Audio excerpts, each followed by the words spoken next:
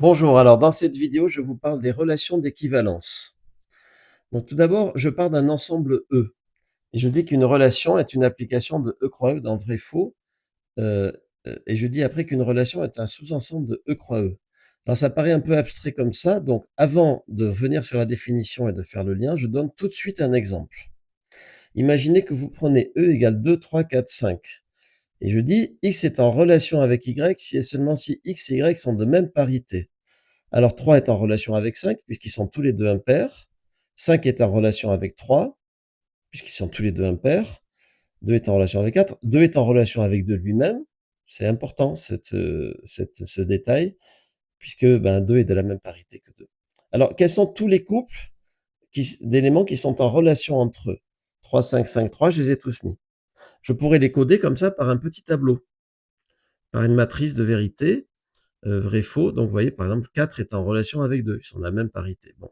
Mais c'est ça que disent les définitions 1 et 2. C'est une application de Croix dans vrai, faux. Donc, voilà, l'application. Par exemple, si je prends le couple 3-2, son image par l'application, c'est faux. Ou bien c'est un sous-ensemble de E, c'est-à-dire le sous-ensemble des couples qui sont en relation entre eux. Voilà. Alors, en fait, techniquement, au niveau ensemblistement parlant, les deux relations disent la même chose, parce que si vous avez ça, c'est-à-dire si vous avez cette table de vérité, vous avez le sous-ensemble. Le sous-ensemble, c'est l'ensemble des couples correspondant à vrai. C'est-à-dire c'est l'image réciproque ensembliste par R de la valeur vraie. Mais maintenant, si vous avez le couple, c'est facile. Il suffit de mettre un vrai à chaque fois que vous avez, par exemple 4-2, qui est dans la liste. Je veux dire, si vous avez la liste, pardon. Voilà. Et donc, si vous avez le sous-ensemble, il suffit à tout élément de ce sous-ensemble d'associer vrai. Voilà. Donc, en fait, les deux définitions disent la même chose, si vous voulez. Au niveau de la notation, on notera X et Y pour dire qu'X est en relation avec Y, mais ça peut varier. On peut mettre avec un tilde ou des fois avec un truc comme ça pour les relations non symétriques. Nous allons passer à plusieurs exemples. Je pose X est en relation avec Y. Alors, pardon, je laisse l'ensemble. Pour cet ensemble-là, je pose X est en relation avec Y. Alors, je vais simplement changer de lettre.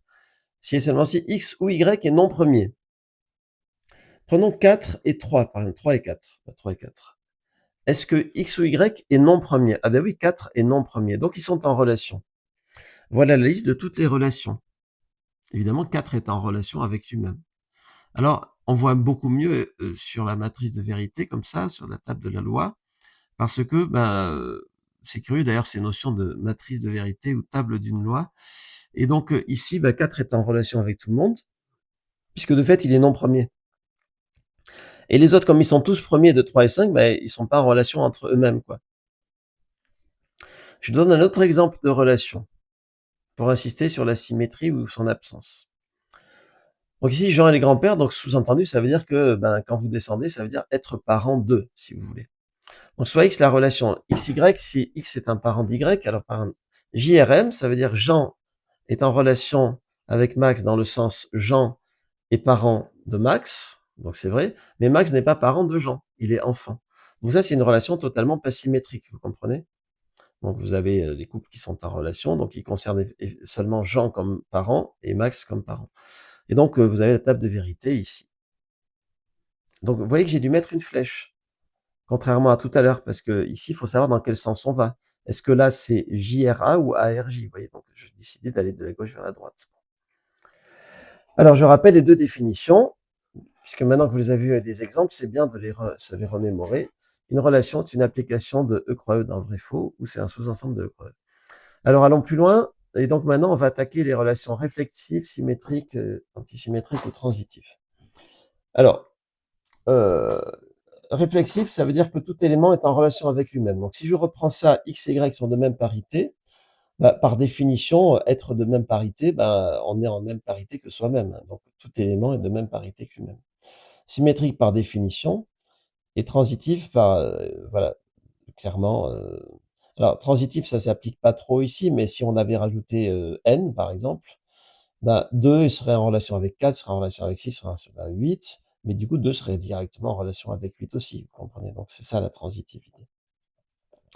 Alors maintenant, regardons ici. X ou Y est non premier. Alors, c'est pas réflexif, parce que 3 n'est pas en relation avec lui-même, parce qu'entre ces deux nombres 3 et encore 3, il n'y en a aucun qui est non premier. Bon, symétrique à cause du ou, hein. Et non transitif, parce que, alors c'est un peu tiré par les cheveux, mais regardez, 3 est en relation avec 4, 4 est en relation avec 3. S'il y avait la transitivité, il faudrait que X soit en relation avec YZ, c'est-à-dire que 3 sont en relation avec 3, donc non transitif. Voilà. Alors, je continue, je vais copier-coller mes définitions ici pour que vous puissiez les avoir sous les yeux. Donc, ça c'est les parents, vous savez, Jean, là c'est Max et tout.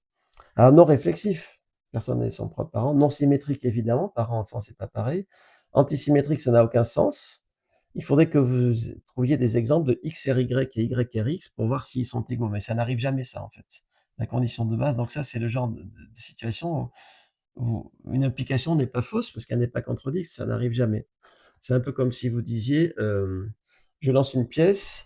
Si je fais tranche, c'est que je suis chanceux, une pièce de 1 centime. Suis-je chanceux? Est-ce que c'est vrai que si je lance une pièce, je suis sur tranche, je suis chanceux? Ben, on ne peut pas savoir si cette implication est vraie parce que ça n'arrive jamais de tomber sur tranche. Voilà. Donc ici non transitif parce que bah, il faudrait introduire la notion de grands-parents. Donc si au lieu de parents, on avait mis ascendant de, ascendant ça veut dire aïeul, bon, et bien à ce moment-là, on aurait que oui, ça serait transitif, vous comprenez. Voilà. Ensuite, l'inférieur ou égal traditionnel. Donc c'est réflexif, c'est voilà, c'est transitif évidemment, et c'est purement antisymétrique. Donc dans une autre vidéo, on traitera des relations qui sont réflexives, antisymétriques et transitives, on appellera les relations d'ordre. De même pour divise. Divise, c'est réflexif, antisymétrique et transitif. Donc divise, ça veut dire que l'un est égal à quelque chose fois l'autre. Hein. Donc par exemple, ben, x est égal à quelque chose fois lui-même. En l'occurrence, 1 fois lui-même, donc c'est réflexif. Si x égale à y est égal à x et x égale à y, ben, vous avez forcément que à ce moment-là, qu'est-ce que ça veut dire? Ben, vous remplacez ici x par my, ça vous fait x égale à nmx, et donc ça veut dire que ben, nm est égal à 1, si vous voulez. Mais un produit de deux entiers égale 1, il faudrait chercher longtemps pour trouver autre chose que 1 et 1. Voilà.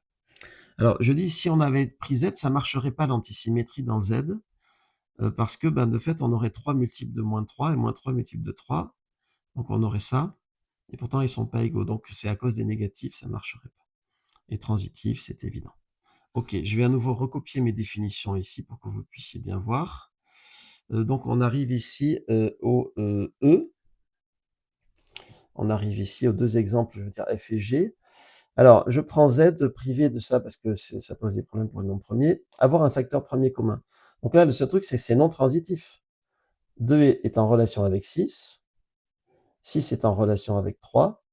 Et pourtant, 2 n'est pas en relation avec 3. Ça, c'est comme habiter à côté de quelqu'un, si vous voulez.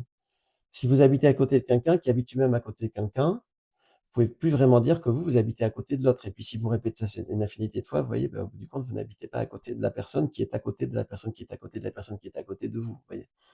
Donc c'est ça la transitivité. Être strictement includent. Alors ça, c'est une relation un peu artificielle qu'on ne va jamais utiliser. C'est non réflexif à cause du strictement. Antisymétrie, c'est pareil, ça n'arrive jamais. Et c'est transitif. Voilà. Donc je vais enlever ça maintenant et on va continuer cette vidéo. Alors maintenant qu'on a défini réflexif, symétrique, voilà que je rappelle, là, transitif, on va parler des relations. Parmi les relations, il y en a qui sont des relations d'équivalence, c'est celles qui vérifient ces trois propriétés. Alors dans l'exemple précédent, il y avait que L qui avait les trois propriétés. Voilà. Si on prend les polynômes, ben, être de même degré que, c'est évidemment, ça se voit très vite, un réflexif, symétrique et transitif. Et un truc trivial, c'est, ben, je dis qu'X est en relation avec Y, si X égale Y, là, évidemment, c'est réflexif, symétrique, transitif. Alors, voici quelques exercices, deux exercices. Alors, je ne sais pas encore comment on intègre un PDF dans la vidéo, mais je vais le faire.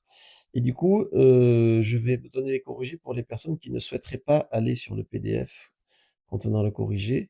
Donc, celles et ceux qui ne veulent pas voir les corrigés, mais qui veulent chercher par vous-même, faites pause ou fermez les yeux le temps que j'ouvre les corrigés. Attention, je vais ouvrir les corrigés. Tac.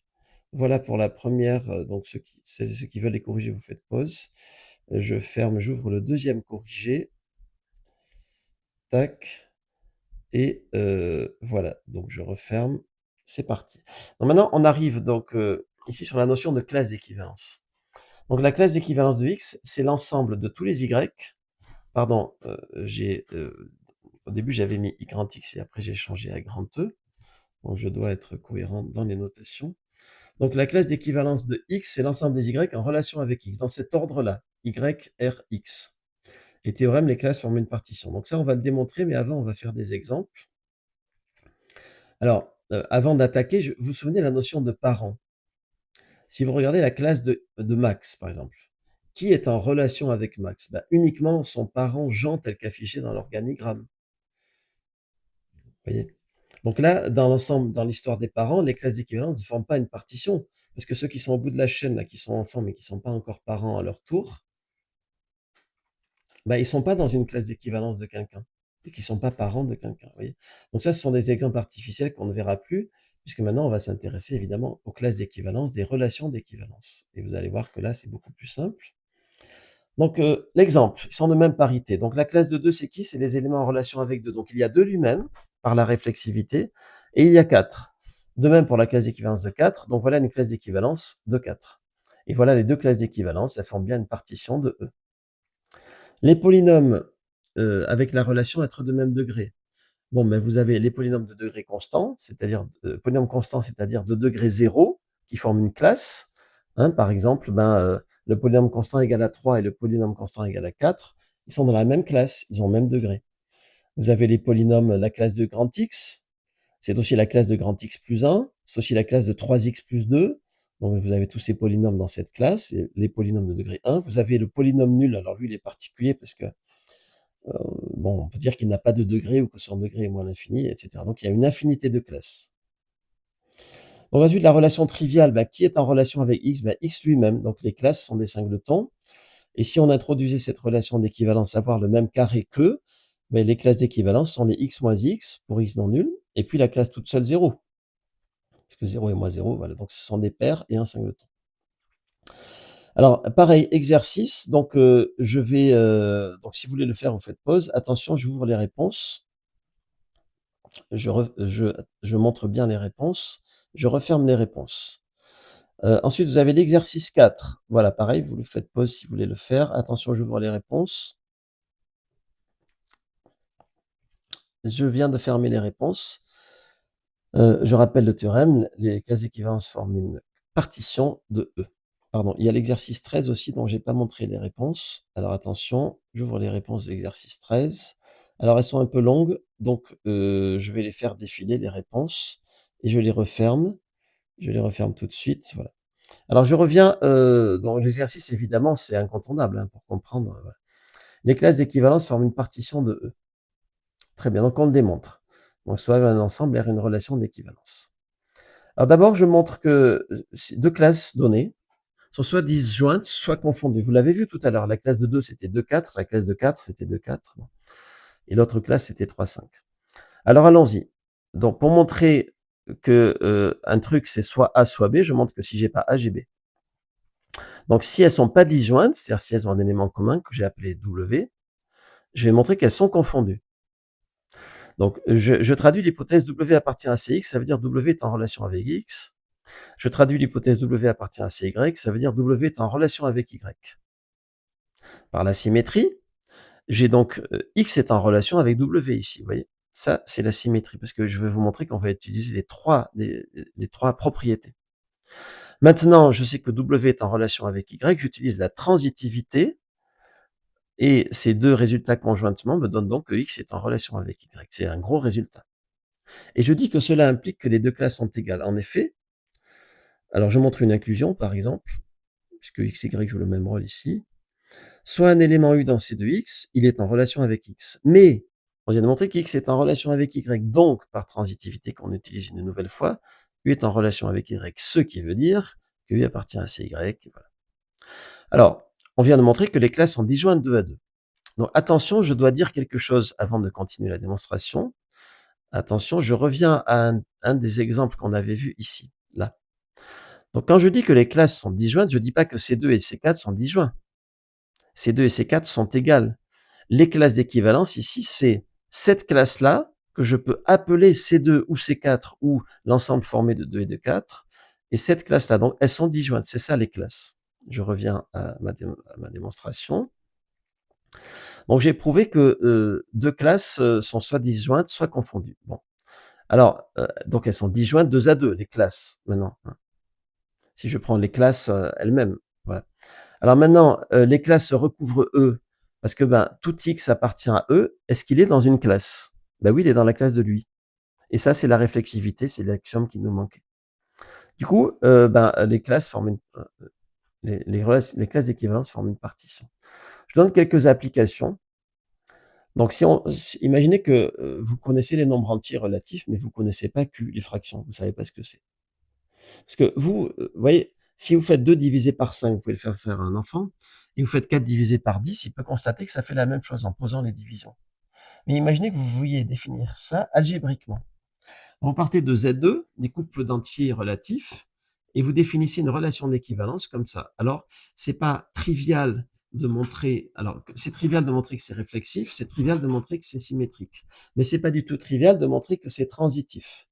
Donc, vous pouvez le faire en exercice, effectivement, ça serait un exercice à faire, de montrer la transitivité. Et ben maintenant, 2 et 5 et -4 et -10 sont en relation. Nous, on sait que ça veut dire que le résultat du rapport 2 sur 5 moins 4 sur -10 est le même, mais sans avoir besoin de définir la notion de division, vous avez Q. C'est quoi un rationnel? C'est une classe d'équivalence, pour cette relation d'équivalence. Vous voyez? Voilà. Alors, maintenant en arithmétique, on prend la relation, A est en relation avec B si et seulement si B moins 1 est un multiple de 3.